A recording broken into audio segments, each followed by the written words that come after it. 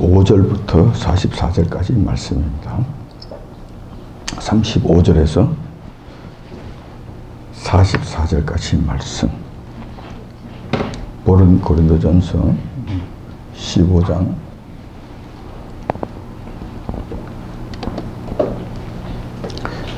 35절에서 44절까지 말씀. 접신약성경 283페이지에 있습니다. 찾으신 줄 알고 제가 받들어 봉독하겠습니다.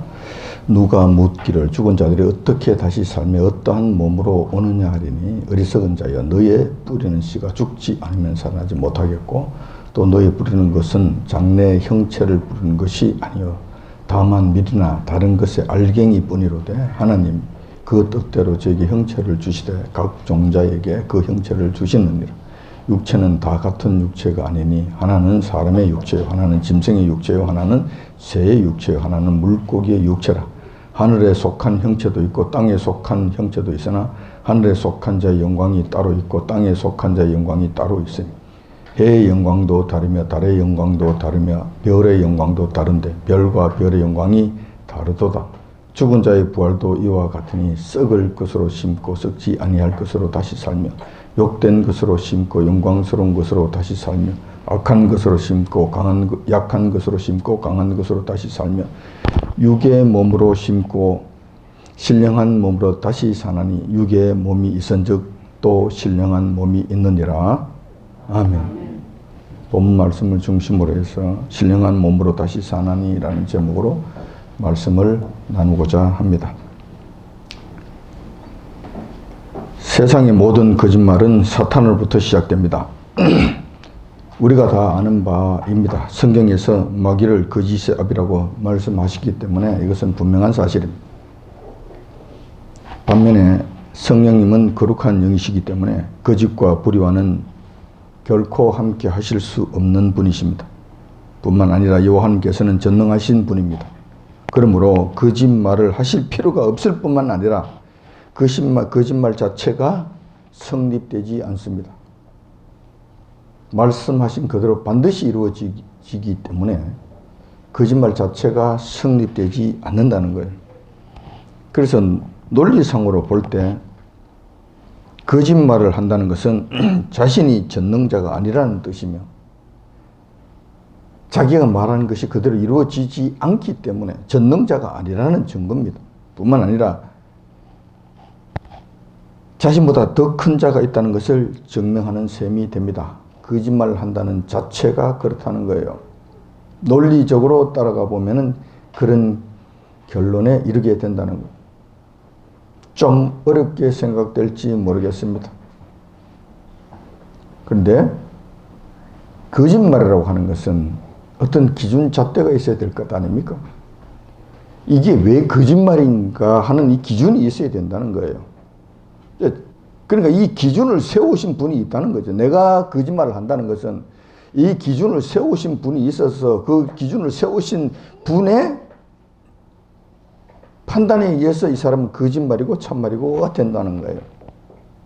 그러니까 내가 거짓말을 한다는 것 자체는 내 위에 이것을 판단하는 사람이 너는 거짓말이야 라고 말씀하시는 판단하시는 분이 있다는 거예요. 이 땅에는 수많은 거짓말들이 있습니다.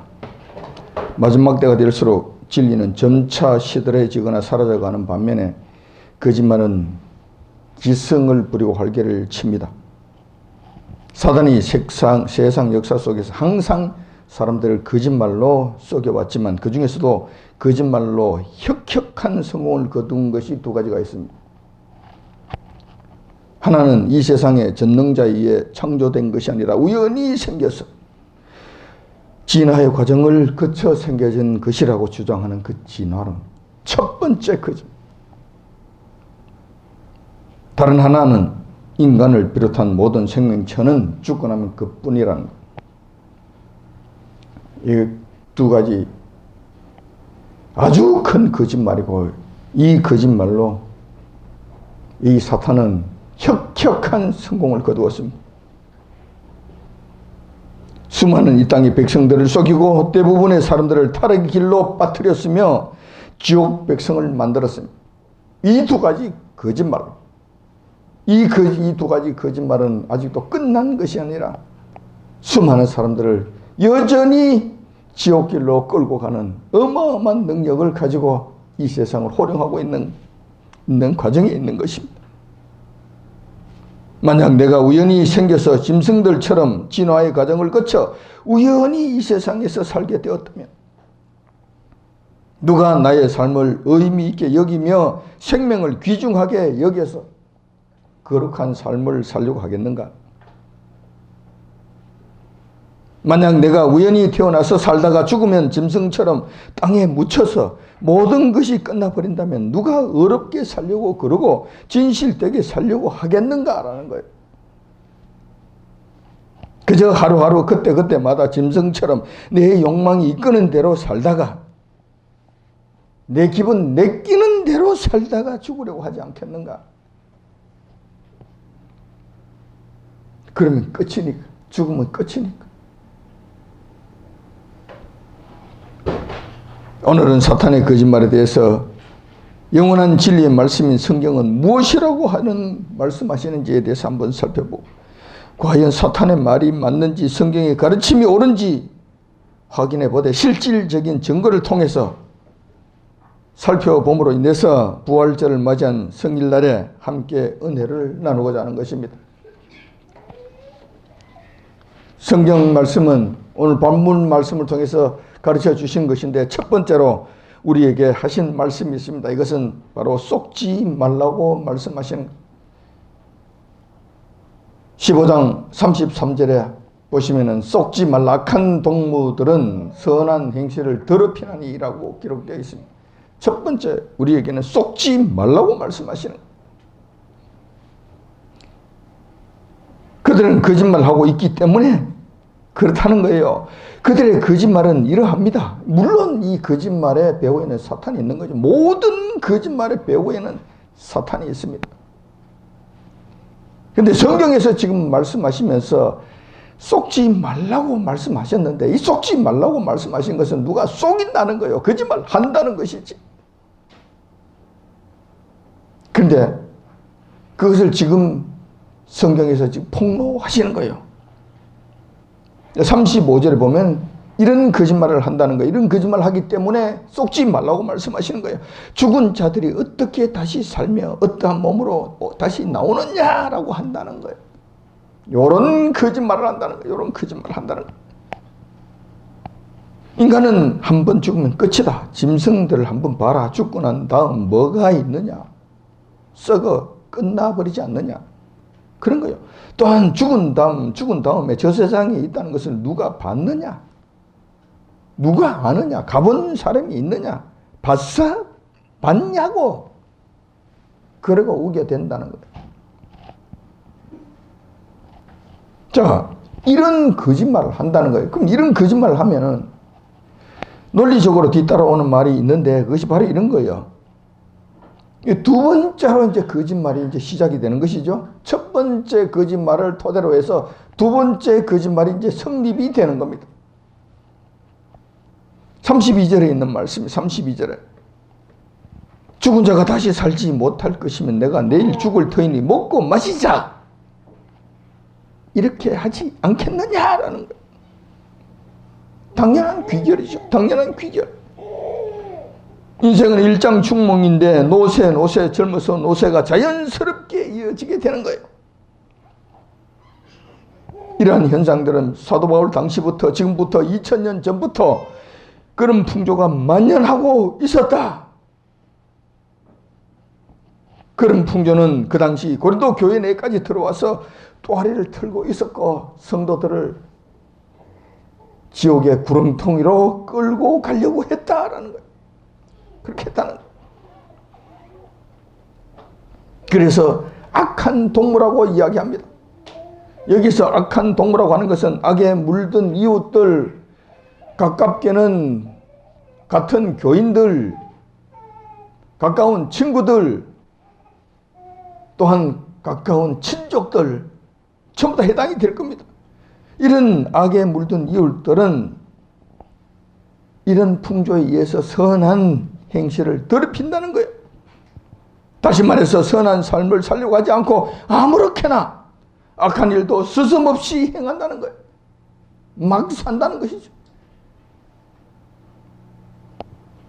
이러한 것들은 사탄이 지배하고 있는 이 세상의 모습이고 세상 사람들의 마음속에 새겨져 있는 가치관인 것입니다. 이 가치관에 의해서 그 사람들은 판단하고 생각하고 행동하고 말하고 살아가는 거예요. 가치관이 잘못 한번 형성이 되면 이러한 엄청난 연쇄 반응적인 문제를 일으키게 되는 거예요. 세상 사람들은 이런 거짓말에 완전히 쏟고 있습니다. 그렇지만 세상 사람들은 이것이 세상의 유행이야, 풍습이야. 다들 그러는데 뭐. 이런 그럴듯한 말로 포장을 해서 안심시키는 무슨 전문가라고 하면서 거기에 대한 무슨 박사라고 그러면서 무슨 교수라고 그러면서 나와가지고는 그것은 풍습이야. 이것은 미국에도 이런 일이 있다니까. 괜찮다니까. 이런 식으로 그냥 얼버무리고 안심을 시키면서 그 일을 계속하도록 만들어 간다는 거예요. 그래서 세상 사람들에게 있어서는 죽음 이후 영원한 세계에 대해서는 아주 곤란한 입장을 보인다는 거예요. 아주 애매한 입장을 보인다는 거예요. 지금 죽음 이후의 세계가 있다는 사실을 처음 접하게 된 세상 사람들에게 있어서는 매우 생소하게 느껴질 것이고 또한 매우 충격적으로 다가오게 될 것입니다. 반면에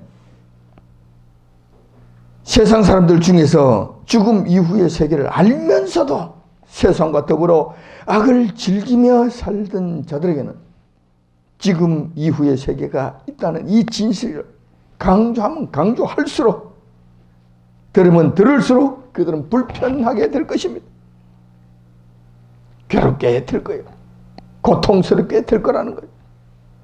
충격을 받거나 안 그러면 괴롭게 된다는 거예요.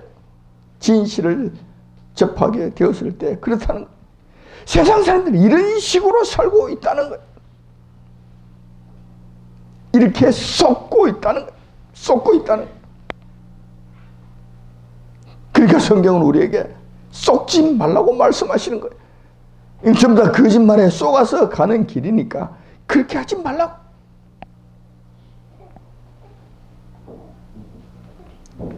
두 번째로 성경 말씀이 저희들에게 가르쳐 주시는 것은 36절에 있는 말씀입니다.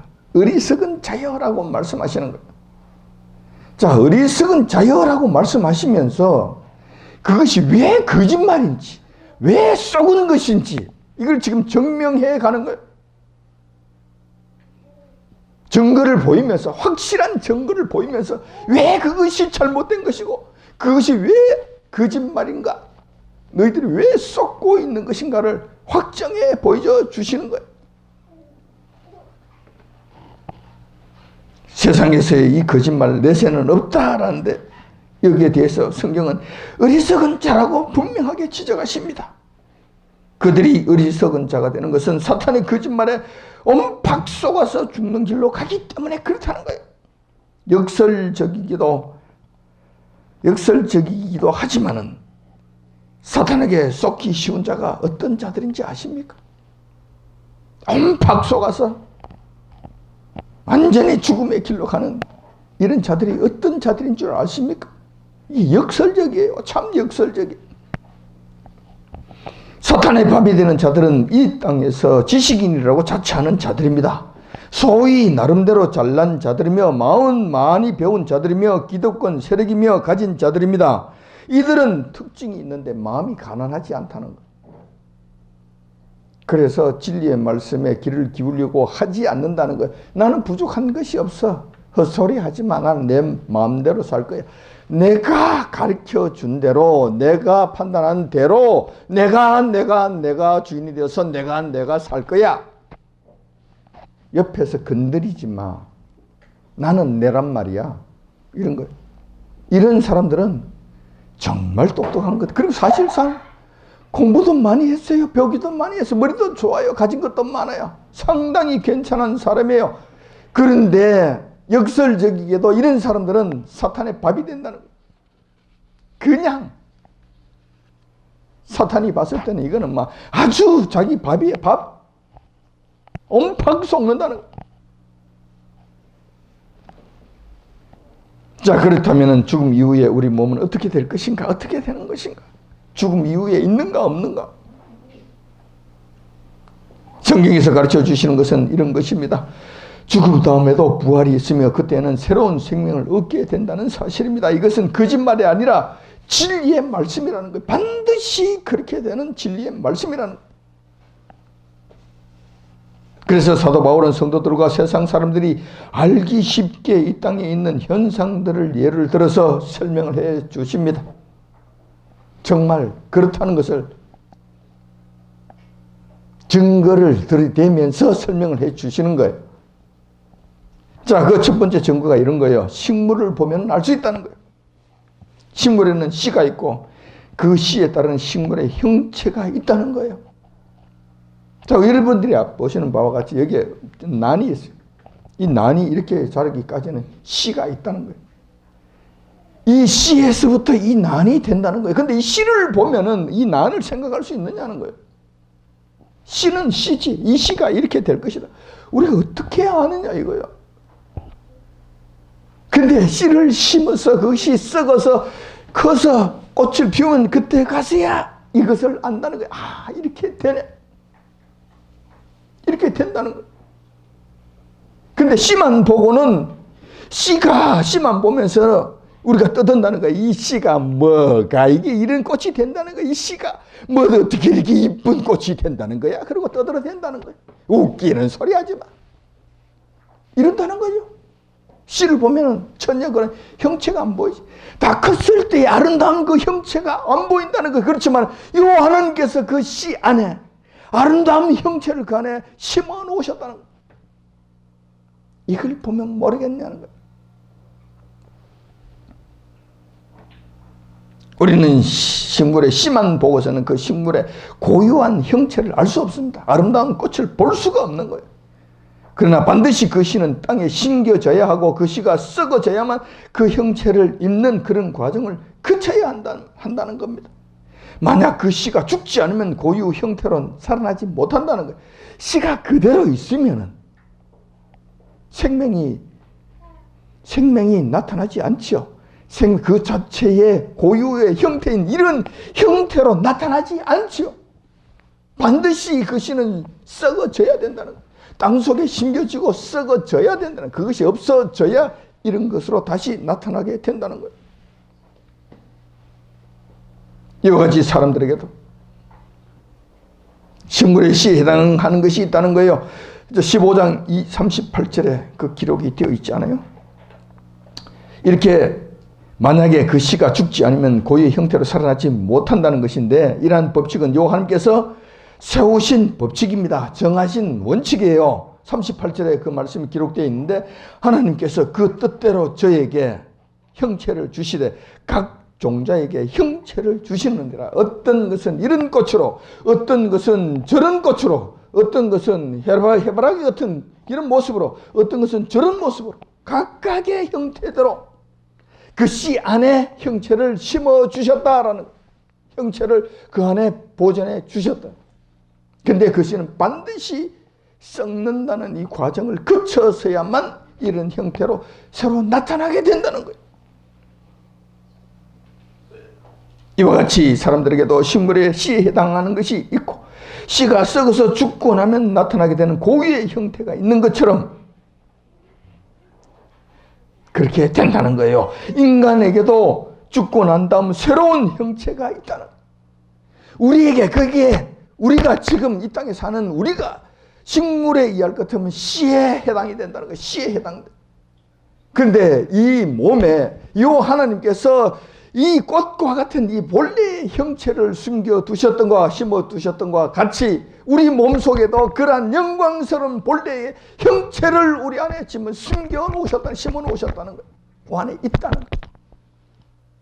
그런데 어리석은 사람들은 봤어? 누가 봤냐고? 잘난 척하면 이렇게 떠들어댄다는 거예요.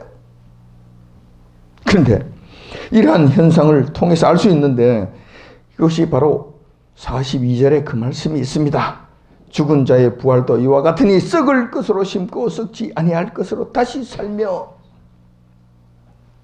다시 말해서 이 씨가 반드시 땅속에 들어가 썩어야만 죽어야만 이런 것으로 나타나잖아요. 그 씨가 그대로 있으면 이렇게 될 수가 없잖아요. 절대로 이렇게 안 되잖아요. 마찬가지로 우리 몸도 그렇다는 거, 우리도 반드시 죽어야 된다는 거, 땅속에 들어가서 썩어져야만 원래 형체대로 다시 일어나게 된다는 거예요. 똑같은 원리라는 거예요. 똑같은 원리. 44절에도 기록되어 있습니다. 육의 몸으로 심고 신령한 몸으로 다시 사나니 육의 몸이 있은 적 또 신령한 몸이 있느니라. 같은 말씀이에요. 우리 육이 지금 이 꽃에 비할 것, 꽃의 씨와 같다는 거예요. 그래서 이 몸으로 심는 거예요. 그리고 이 몸이 썩어져 가야만, 죽어야만 새로운 원래의 여호와께서 우리에게 영광스럽게 만들어주신 원래의 그 형체로 새롭게 나타나게 된다는 거예요. 부활이 된다는 거예요. 49절에도 그 말씀이 있습니다. 우리가 흙에 속한 자의 형상을 입은 것 같이 또한 하늘에 속한 자의 형상을 입으리라. 지금 우리가 흙에 속한 자의 형상이에요. 그런데 죽고 나면 끝나는 것이 아니라 죽고 나면 새 생명으로 움트게 되는데 그것이 바로 하늘에 속한 자의 형상을 입게 된다는 거예요. 상상할 수 없을 정도로 엄청나고 화려하고 존귀하고 아름다운 모습으로 새롭게 태어나게 된다는 거예요. 새롭게 변화되게 된다는 거예요. 이것을 지금 이러한 현상들을 통해서 꽃이 태어나는 이런 문제, 이런 일들을 보면서 수많은 이런 사례들을 보면서 너희들도 깨달으라고 말씀하시는 거예요. 이걸 못 깨닫는다면, 이것을 알지 못한다면 어리석은 자가 된다는 거예요. 다시 말해서 봤어? 죽고 난 다음에 봤냐고. 살다가 죽으면 그뿐이지. 아무렇게나 살다가 그냥 잘 먹고 잘 살다가 한 몸 부귀영화 누리며 호의호식하다가 죽으면 그뿐이지 뭐 하고 떠들어대는 이 사람들, 어리석은 자여라고 말씀하시는, 어리석은 자여. 이런 것을 보고도 알지 못하느냐, 이 어리석은 자여.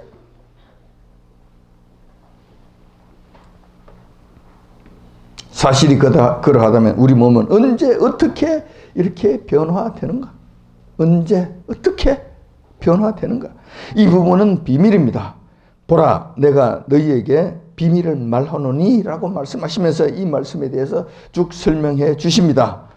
이 부분은 하나님께서 지금껏 감추어 놓으신 것이라는 사실입니다. 따라서 이 말씀은 구약에는 없습니다. 구약의 선지자들도 당연히 이 말씀을 알지 못했던 비밀에 속하는 말씀입니다. 그런데 이렇게 중요한 비밀을 여호와 하나님께서는 사도 바울을 통해서 신약 성도들에게 이렇게 공개해 주신 것입니다. 첫 번째 비밀을 공개해 주신 사실이 있습니다. 첫 번째 사실은 이것입니다. 세상 사람들이 상식적으로 여기고 있는 육신의 죽음에 대해서 사탄은 죽음은 끝이라고 속이지만 성경 하나님께서는 잠잔다고 말씀하십니다. 결코 끝이 아니라 잠에서 깰 때가 있다는 거예요. 죽은 것이 아니라 좀 긴 잠을 자는 상태라는 것입니다. 여러분, 씨가 있잖아요. 식물에 씨가 있잖아요. 씨가 지금 아무 움직임도 없고 아무 모습도 없고 그냥 그래요. 근데 이 씨가 죽은 겁니까? 죽은 겁니까? 그 안에 생명이 있는 겁니까? 저도 지금 텃밭에 조그마한 채소를 갈고 뭐 하는 일들을 해보면 씨가 있어요. 그냥 씨가 보면 아무것도 아니야. 보이지도 않아. 정말 이게 될까 싶어. 그냥 옆에 있는 자갈이나 돌하고 흙하고 별로 다를 것이 없어요. 그런데 신기하기도 그하게는 그 안에는 생명이 있는 거예요. 생명이 있어.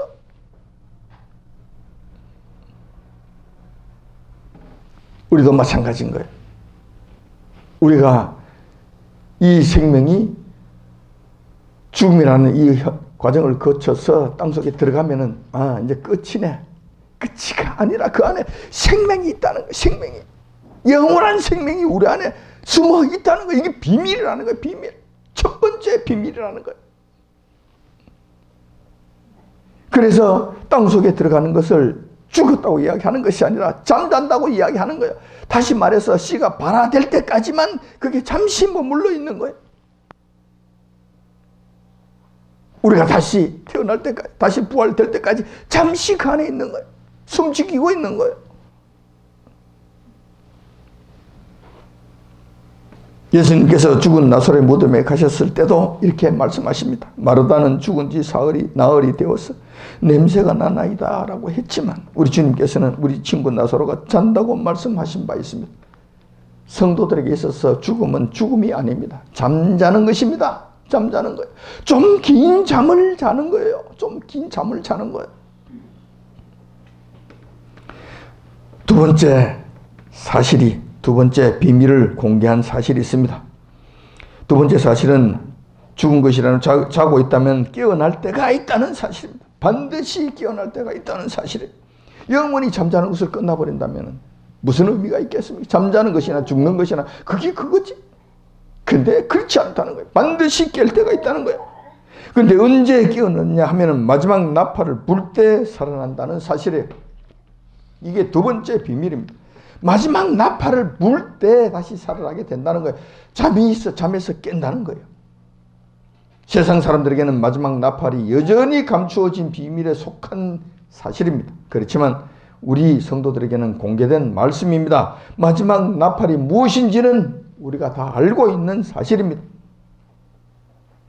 마지막 나팔이 불면 그때가 되면 잠자던 영혼들이 다시 깨어나게 됩니다. 육신을 다시 입게 되고 살아나게 된다는 말씀입니다. 이것이 두 번째 비밀을 공개한 사실. 두 번째 비밀이에요. 그리고 이것을 지금 저와 여러분들에게 이 비밀을 공개해 주시는 거예요. 공개해 주시는 거예요. 이렇게 다시 새롭게 육신을 입고 살게 된 자는 과거 죽기 전 육신의 몸과는 현저하게 다르게 된다. 어떻게 다를까?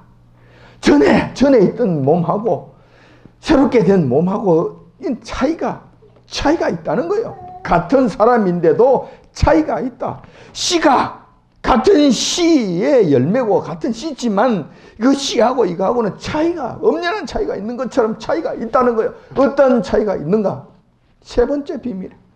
세 번째 비밀로 지금 공개해 주신다는 거예요. 이거 세 번째 비밀이죠. 자, 이 세 번째 비밀인데 어떤 차이가 있느냐 하면 육신이 변화되는 것은 마지막 나팔 때 순식간에 홀연히 변화되게 된다는 거예요. 순식간에 홀연히 변화된다는 거예요.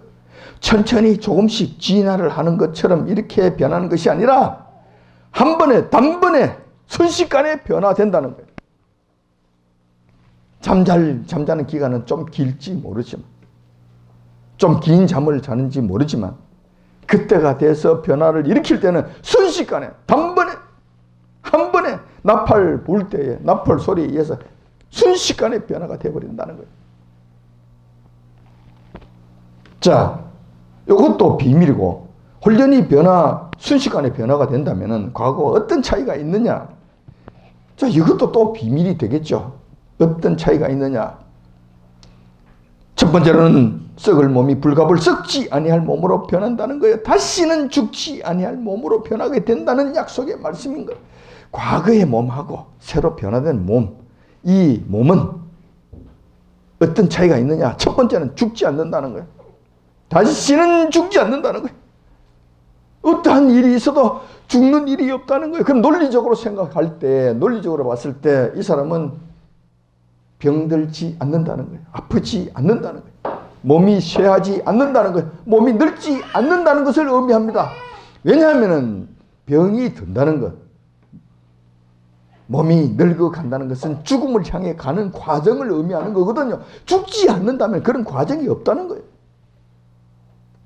그러므로 항상 가장 좋을 때의 모습 그대로 영원토록 계속 가는 거예요. 천국에는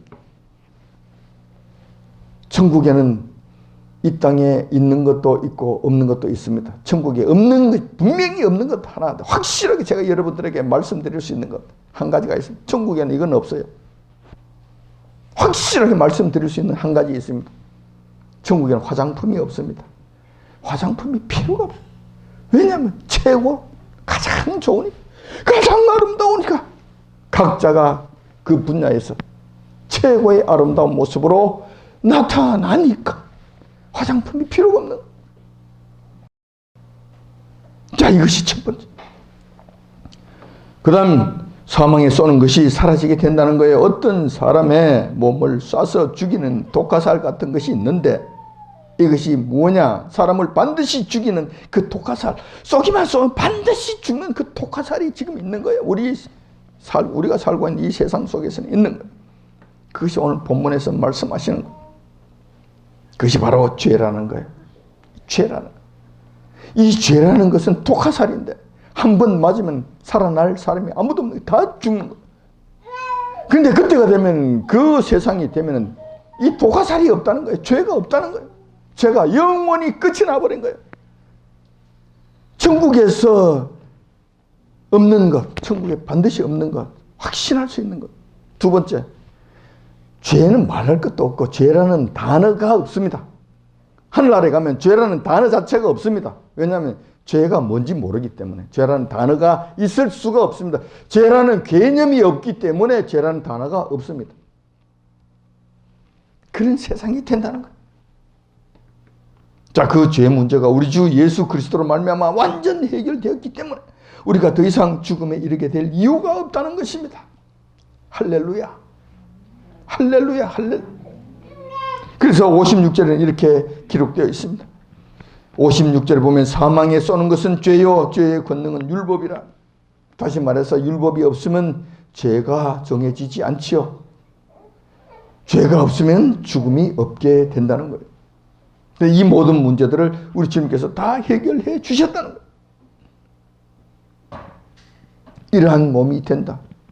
이러한 몸이 되는 것이 우리 세 번째 비밀로 우리에게 공개해 주신 내용이라는 것입니다. 여기까지 주어진 말씀이 구약의 그 쟁쟁하신 선지자들도 알지 못했던 비밀로서 지금 우리에게 주어진 약속의 말씀이라는 것입니다.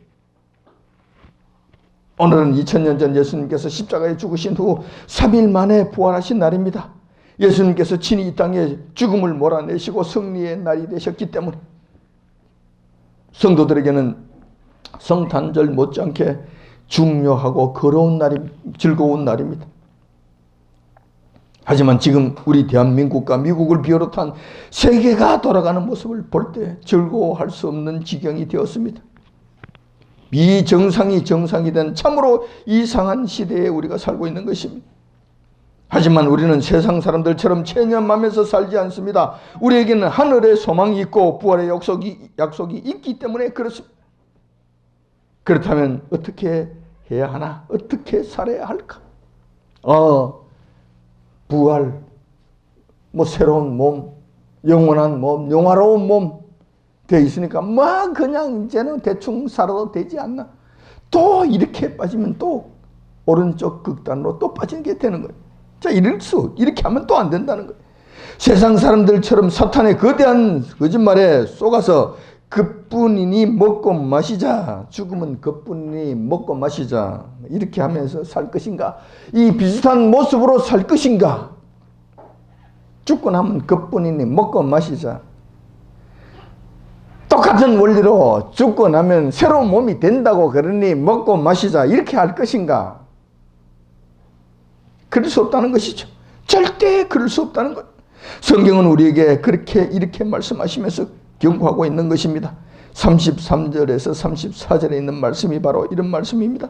속지 말라. 악한 동무들은 선한 행실을 더럽히나니 깨어 의를 행하고 죄를 짓지 말라라고 강력하게 권고하고 있는 것입니다.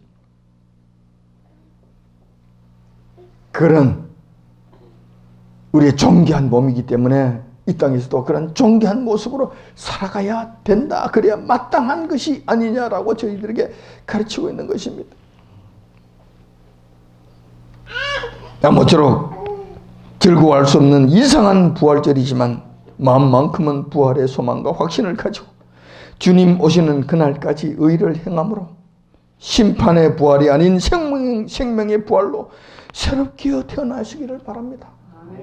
그렇게 해서 천국에서 다시 만나는 저와 여러분들이 다 되시기 이 아침 주님의 이름으로 축원드립니다.